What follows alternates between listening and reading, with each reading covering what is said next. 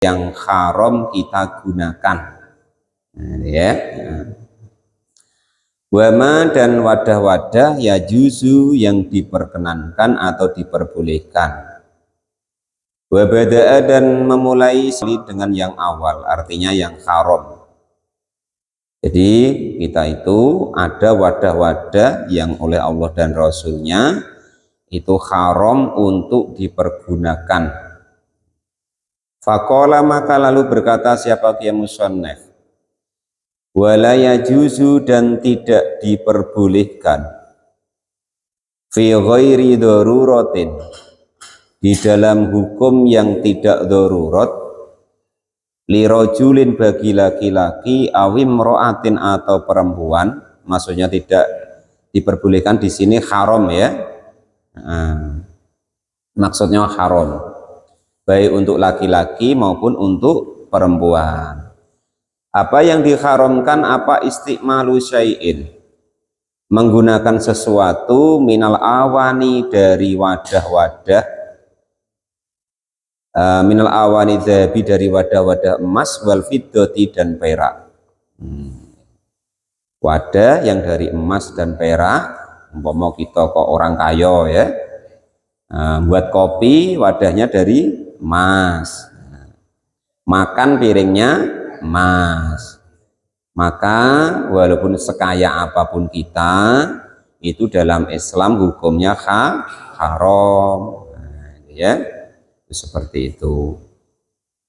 Tapi kan enggak gaya Pak, pakai yang lainnya ya. Kalau untuk wadah haram, gunakan untuk perhiasan saja.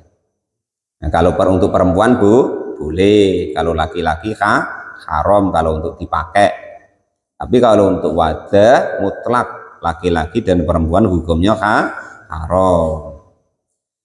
La fil akli, tidak boleh juga fil akli di dalam untuk makan, wala fisurbi dan juga tidak diperbolehkan untuk minum, wala ghairahuma dan juga tidak diperkenankan atau tidak diperbolehkan untuk yang selain untuk makan maupun minum. Wadah untuk vas bunga, untuk pot bunga dari emas, walaupun tidak untuk makan dan minum tetap hukumnya haram. Itu seperti itu. Wa kama yahrumu dan seperti hukumnya haram apa istiqmaluma menggunakan sesuatu dzukira yang disebutkan tadi. Yahrumu haram juga apa itikhaduhu menggunakan wadah-wadah min ghairi istiqmali dari tanpa dipergunakan fil as-sahih di dalam qaul yang paling sahih, termasuk untuk perhiasan yang dipajang-pajang. Itu kalau dari emas atau perak dalam Islam hukumnya haram, tidak untuk wadah wae ya itu. Wa yahrumu dan hukumnya haram aidon dengan lagi apa al-ina wadah al-mutalli yang ditretes atau dicampur bidahabin dengan emas au fiddatin atau perak. In khasola jika berhasil minat tila'i syai'in dari menempelkan sesuatunya biurudihi dengan apa jenis dituduh itu ala nari atas api neraka, maksudnya di yang pandai besi loh, apa namanya, dimasukkan ke api, dicetak. Nah, maksudnya dicetak menggunakan api. Nah, itu pun tidak diperbolehkan kalau emas dan perak. Nah, disepuh ya. Jadi yang pertama untuk wadah makan dan minum, ataupun bukan untuk wadah makan dan minum tetapi untuk wadah-wadah yang lainnya, ataupun untuk yang dihias kan, yang nanti disepuh pakai emas dan perak pun yang penyepuhannya menggunakan api, itu tetap hukumnya haram. Nah, itu pokoknya pakai yang lain lah, sekaya apapun kita jangan pakai itu. Alasannya apa Pak? Ada alasannya ataupun tidak, tetap begitu. Nah, setelah diteliti oleh para profesor, Nah, iya katanya. Itu ternyata andaikan kita pakai gelas yang dari emas atau perak, itu ternyata nanti molekul-molekul yang ada di emas itu nanti masuk ke dalam makanan atau minuman tersebut sehingga masuk ke dalam badan kita. Nah, itu kata para profesor begitu, sehingga menimbulkan penyakit-penyakit yang nanti berbahaya untuk badan kita. Namun yaitu tadi namanya hukum, masuk akal tidak masuk akal ya tetap hukumnya haram, haram ya haram gitu ya. Nah, terus waya juzu dan diperkenankan, diperbolehkan, artinya tidak haram. Apa istiqmalu inain menggunakan wadah ghairohuma yang bukan dari emas dan perak. Ay ghairat dahabi artinya selain emas, wal fiddati dan selain perak, kenyataannya minal awani dari wadah-wadah an-nafisati yang indah, kainain seperti wadah yakutin yang dari intan. Jadi pokoknya wadah yang selain emas dan perak itu diperbolehkan, pakai atom kayak, pakai seng kayak, pakai besi kayak, pokok yang bukan emas dan perak, maka itu diperbolehkan dan tidak haram. Tetapi kalau yang dari emas atau perak, bahkan kalau di pembahasan ini nanti ditembel pakai emas ataupun perak, tetap hukumnya haram. Wayahrumu dan haram juga apal ina wadah al-mudub babi yang ditembel bidobbati fiddotin dengan tembelan perak kabirotin yang besar urfan di dalam umumnya. Menurut orang mata gual sini tembelan itu besar, lubang itu besar, terus ditembel pakai perak, maka hukumnya juga haram. Lizinatin untuk hiasan. Fa'ingkanat maka jika ada apa kabirotun besarnya tadi lihajatin karena adanya hajat, mungkin tidak ada hal yang lainnya dan benda itu bermanfaat. Kalau tidak ditembel dengan perak nanti tidak ada manfaatnya, maka karena darurat diperbolehkan atau adanya hajat jaza maka diperbolehkan, tapi ma'al karohati beserta hukumnya makruh. Kalau kok ada keperluan yang penting sekali, tidak ada yang bisa untuk menembel kecuali perak tadi, maka diperbolehkan. Ausogirotin atau kecil urfan di dalam umumnya lizinatin untuk perhiasan. Kurihat maka hukumnya makruh. Kalau besar haram, kalau kecil makruh. Auli hajatin ataupun untuk hajat. Fala takrohu maka hukumnya tidak makruh. Kalau tadi seperti tadi, entah besar entah kecil, tetapi memang dibutuhkan. Kalau tidak perak itu yang untuk nembel itu nggak bisa, sedangkan benda itu dibutuhkan orang banyak, maka hukumnya makruh tadi. Kalau kecil tapi nggak ada gunanya, maka tetap makruh atau tidak ada hajat atau kepentingan. Kalau kecil kok ada hajat, fala takrohu maka hukumnya tidak makruh. Kalau besar tanpa ada hajat haram tembelannya pakai perak. Kalau besar tapi ada hajat makruh. Kalau kecil ada hajat makruh. Kalau kecil ada hajat tidak makruh. Kalau kecil tapi tidak ada hajat makruh. Nah gitu. Kalau besar haram. Kalau tidak ada hajat. Kalau ada hajat makruh. Kalau kecil, kalau tidak ada hajat makruh. Kalau ada hajat tidak makruh tembelannya tadi. Itu seperti itu. Amadzubatu dahabi, adapun tembelan yang dari emas, gigi ditempel emas, umpamakan.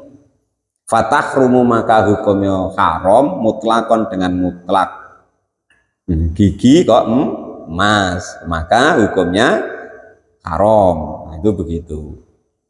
Kalau perak tadi, karena yang kuat mungkin perak, nah, makruh tadi. Tapi kalau emas besar kecil untuk nembel hukumnya haram. Ada hajat nggak ada hajat hukumnya haram. Itu begitu. Sama seperti keterangan hukum sohaha yang sudah mensohetkan kepada hukum tersebut siapa An-Nawawi? Imam An-Nawawi. Imam Nawawi itu salah satu murid langsung daripada Imam Asy-Syafi'i, namanya Imam An-Nawawi, termasuk Imam Ar-Rafi'i ya itu. Sudah selesai masalah wadah. Intinya memakai wadah yang dari emas untuk makan, minum ataupun perhiasan hukumnya haram, emas dan perak. Kecuali darurat, adanya itu, nggak ada lainnya. Kalau masih bisa nyari lainnya, hukumnya haram. Tembelan yang dari emas besar ataupun kecil tetap hukumnya haram. Tapi kalau dari perak, kalau ada keperluan yang mendesak, kalau besar tembelannya hukumnya makruh. Kalau kecil tembelannya, kok ada hajat, hukumnya tidak makruh. Kalau tidak ada hajat tetap makruh. Deal ya, selesai ya tentang wadah. Yang boleh ya itulah pakai atom, ya kan? Pakai besi, pakai timah dan lain sebagainya. Yang aman ya itu Bang Jiman kan tiap minggu lewat itu. Itu aman, tidak makruh, tidak haram, kecuali nyuri. Dia jualan, kita nyuri ember, nah itu baru haramnya perkara nyurinya, bukan wadahnya, itu begitu. Haram loh Bang, bukan makruh loh. Haram itu, nyuri itu haram ya. Tapi dihukumi makruh seneng nian Bang Firman itu. Kerjasama dengan Pak Sekdes kayak kan. Pak Sekdes ngajak ngobrol, Bang Firman dari belakang. Kalau kok dihukumi makruh begitu nanti. Pokoknya haram loh Bang Firman ya.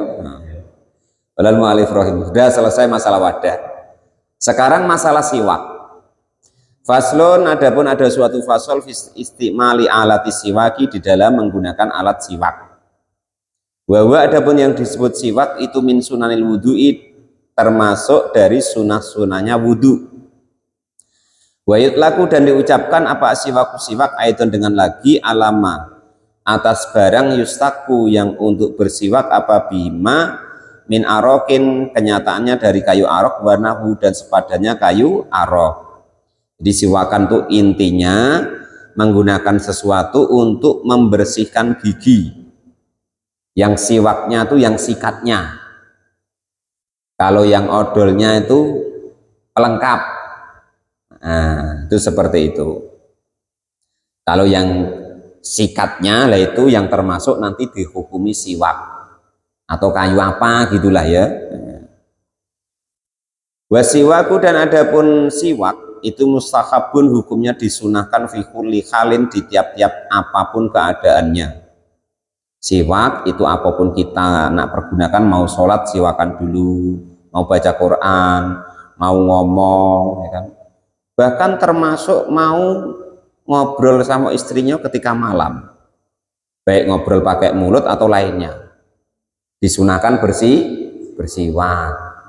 Sikatan lah bahasa kita ya.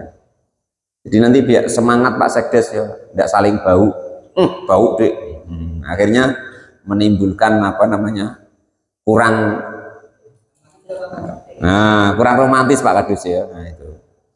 Jadi segala hal bersiwak itu disunahkan, bahkan dalam keterangan kitab Taklimul Muta'alim ya.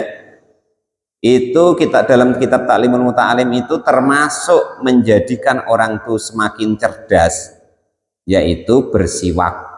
Mau belajar siwakan dulu, mau ngaji siwakan dulu. Nah itu. Bahkan ada hadis yang lainnya, hadisnya Pak Janis ini biasanya, hadisnya sahih Pak Janis ya, sahih dan mutawatir. Laula an asukko an umati la aujaba asiwak. Maka andaikan kok tidak memberatkan umatku, maka siwakan itu aku wajibkan. Nah itu ya. Nyukrono bau mulut itu apa loh? Menjadikan orang ngedon diajak ngomong ya. Kalau mu'alif rohim. Pak Kadus malam-malam bangunin istri ya kan.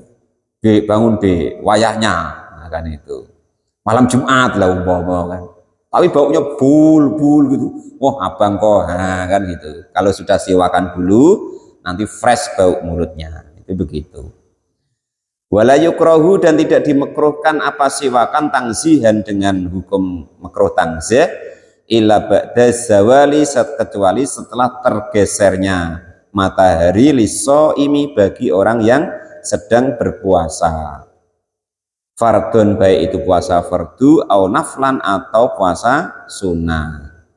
Jadi menurut Imam Syafi'i hukumnya makruh kalau bagi orang yang berpuasa ketika matahari sudah bergeser atau sudah masuk waktu duhur.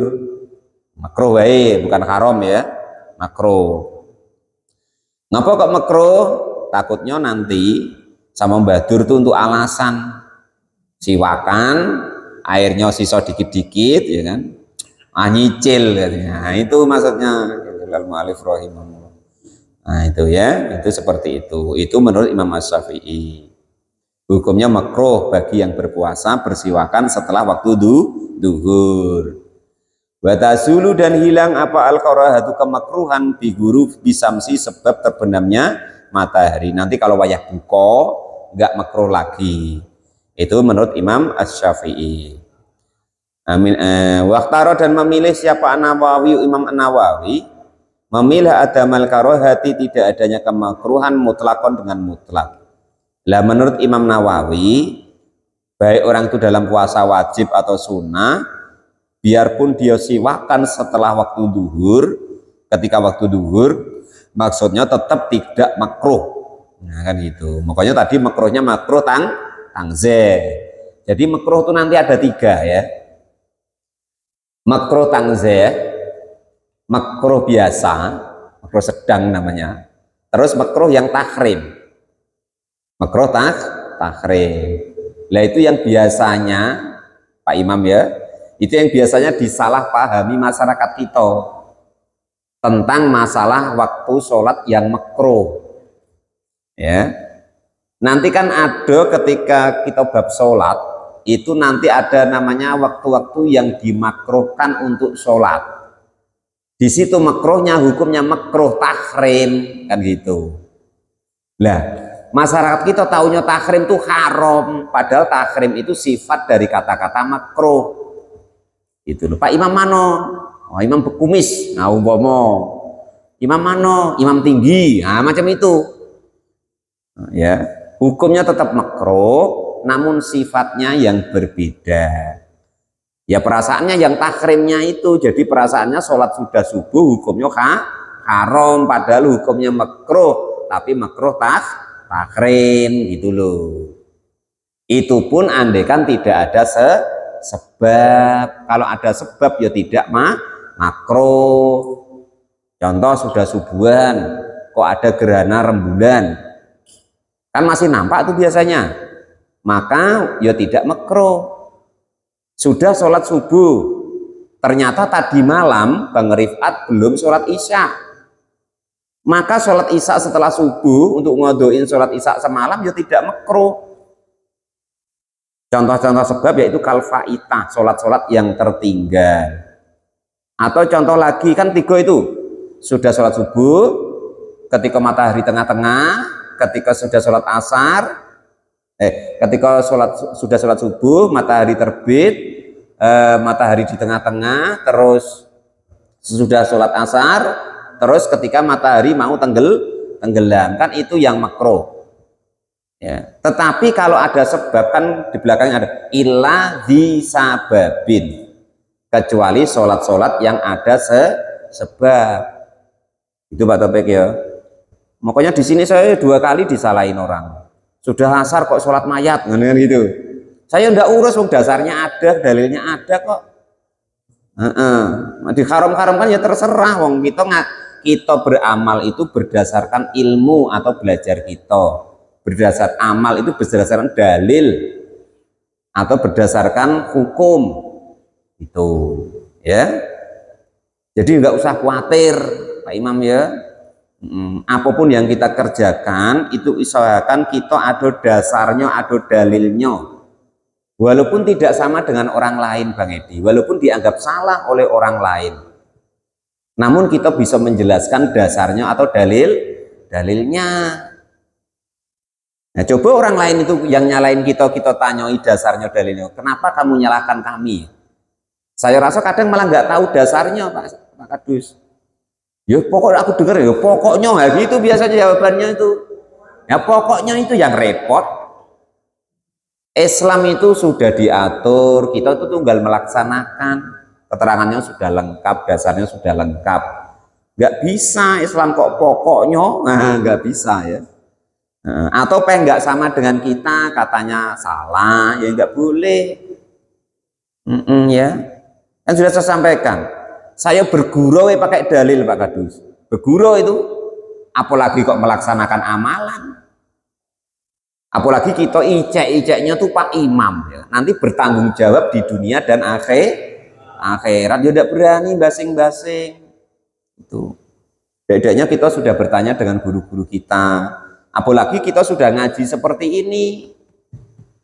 Ini artinya yang kita tahu, kita laksanakan. Walaupun mungkin tidak sama dengan orang lain. Tetapi yang kita amalkan sesuai dengan dasarnya ada, dalilnya ada, ulamanya ada, kitabnya ada. Itu namanya mengaji di atas kitab. Itu istilah orang tua kita dulu ya, bukan pokoknya ya itu. Makanya saya malas Pak Kadus berdebat lek jawabannya pokoknya ya macam mana berdebat kok jawab apanya dasarnya kok pokoknya. Ya berdebat itu ya dari dasarnya kitabnya apa atau Qurannya mana atau hadisnya mana atau dalil atau syahid kitab dari ulama mana ya baru setuju kita cocok ya kan. Agama itu sakral ya kok menurut kita. Lah kita tuh siapa? Wong agama tuh tidak ada kita nggak apa-apa, agama tuh tetap jalan kok. Kita nak sok penting dalam agama ya. Itu begitu. Dulu waktu belum ada kita agama ya jalan. Ya kan? Ini setelah ada kita kok pokoknya ya macam mana? Ya, jangan begitu ya. Itu sudah bisa dipahami ya. Nah, jadi kita hidup khususnya dalam beragama itu begitu berdasarkan apa namanya dalil atau ulama siapa yang kita ikuti atau guru siapa yang kita ikuti. Lah beliaulah nanti yang mempertanggungjawabkan kita atas amal di dunia yang kita kerjakan itu, apalagi besok di akhirat. Jadi guru itu bebas Pak Topik, silahkan. Tak Pak Kadus, Pak Sekdes boleh jadi guru. Syaratnya satu, berani mempertanggungjawabkan apa yang diucapkan dan diajarkannya di dunia maupun di akhirat. Kira-kira sanggup tidak besok kalau ketemu Allah? Mempertanggungjawabkan apa yang diajarkan itu. Nah, itu rumusnya tuh begitu. Loh, kalau saya enak, wong kitabnya ada, tulisannya ada kok, ya kan? Tinggal niru menurut ulama ini di kitab ini selesai kalau saya. Andai kan saya salah nanti yo kitabnya salah, ulamanya salah, gurunya lagi salah, terus sampai ke Nabi ya sudah selesai kalau sudah sampai ke Nabi. Ini kan Qurannya nggak ada, hadisnya nggak ada. Ibarat makan kopi itu kita tinggal minum, sudah diseduh sudah jadi tinggal minum. Nah, Qurannya nanti di kitab atasnya, hadisnya nanti di kitab atasnya ada, itu ya. Jadi kita ndak pening lagi, wong hadisnya nanti banyak, nyimpulkannya macam mana. Inilah disimpulkan oleh para ulama. Kita jadi kitab seperti ini, kitab fikih namanya jadinya, ya. Deal itu ya. Jadi walaupun mungkin tidak sama dengan orang lain, tetapi yang kita amalkan tuh sesuai dengan apa yang disampaikan oleh para ulama lewat guru-guru kita. Kitabnya ada, dalilnya ada. Itu seperti itu.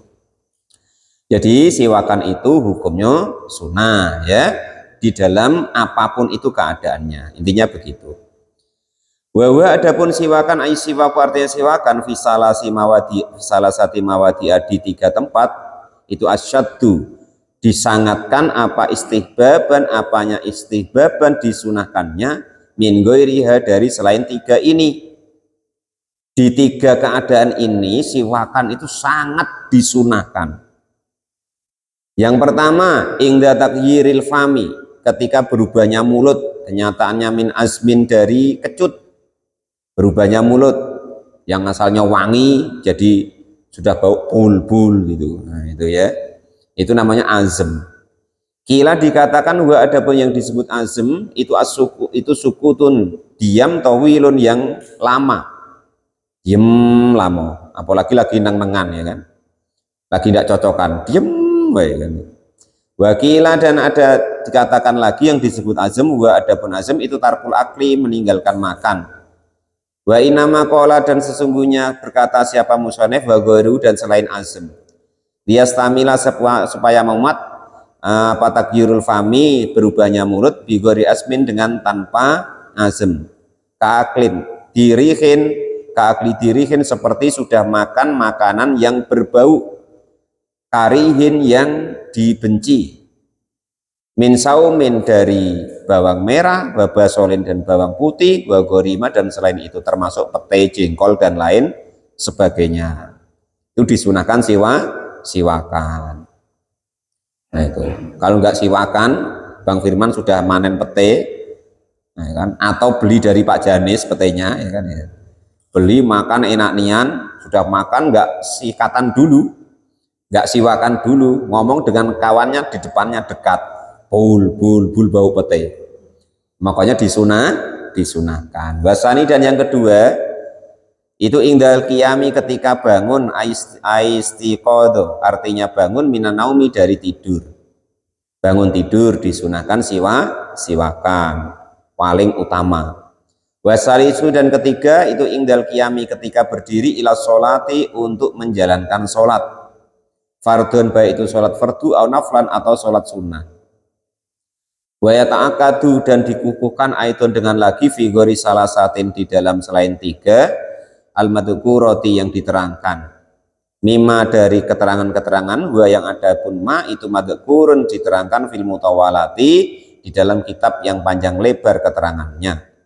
Contohnya selain tiga tadi kakiraatil Qur'ani seperti mau baca Quran, wasfiroril asnani dan juga kuning-kuningnya gigi, bekas kedibalik sudah gedebel, wah itu disunahkan siwakan.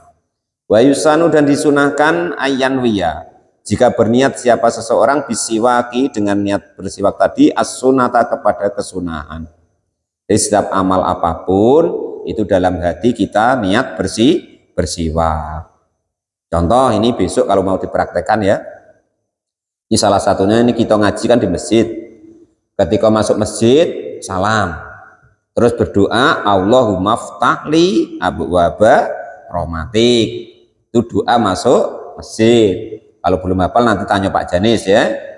Setelah masuk kita mau duduk, kalau tidak mau sholat 2 rakaat namanya sholat tahiyatul masjid, duduk itu sambil baca tasbih 3 atau 4 kali. Kali yang panjang subhanallah alhamdulillah wala ilaha illallah wallahu akbar 3 kali atau 4 kali. Ada riwayatnya 3 kali, ada riwayatnya 4 kali. Pak kepanjangan Pak, subhanallah boleh? Boleh. Subhanallah atau 4 kali tambah subhanallah lagi. Maka itu ganti daripada menghormati masjid. Setelah duduk selain niat ngaji ya niat untuk iktikaf di dalam masjid, diam di dalam masjid. Selain niat ngaji loh ya. Nah itu begitu, itu cara-cara niatnya di dalam hati ya. Walal mu'alif rahimahullah, selain niat wa ayustaka dan supaya bersiwakan siapa seseorang biyaminihi di bagian gigi yang kanan. Wa yabda'u dan memulai bil janibi kepada arah al-aimani yang bagian kanan min famihi dari mulutnya. Berarti bagian sini dulu, srok. Wa yamurahu dan jika menggerak-gerakkan siwaknya ala saqafi khalqihi di langit-langit tenggorokannya. Imroron dengan menggerakkan latifan yang lembut, wa ala karosi adrosihi dan di sela-sela daripada gigi-giginya orang yang bersiwakan. Caranya dengan pelan-pelan digerak-gerakkan. Itu jangan kenceng-kenceng, bahaya nyogrok nanti. Nah, itu. Jadi itu tadi natijahnya Bab yang pertama malam ini yaitu menggunakan wadah dari emas hukumnya haram. Emas dan perak ya, selain emas dan perak tidak haram. Yang kedua yaitu kita disunahkan untuk bersiwak. Apapun keadaannya untuk bersiwakan hukumnya sunnah. Lebih-lebih ketika dalam 3 hal. Ketika mulutnya sudah kecut, yang kedua ketika bangun tidur, yang ketiga ketika mau sholat, dan masih banyak lagi sunah-sunah ketika di kesunahan siwakan. Contoh yaitu ketika mau baca Quran dan lain sebagainya. Ini malam Rabu besok penting ya, bab wudhu. Usahakan jangan tidak hadir. Masih banyak ibaratnya kesalahpahaman kita dalam wudhu. Maka usahakan besok hadir supaya kita paham cara wudhu secara syariatnya yang sebenarnya, yang benar. Wallahu a'lam bishawab. Alhamdulillah.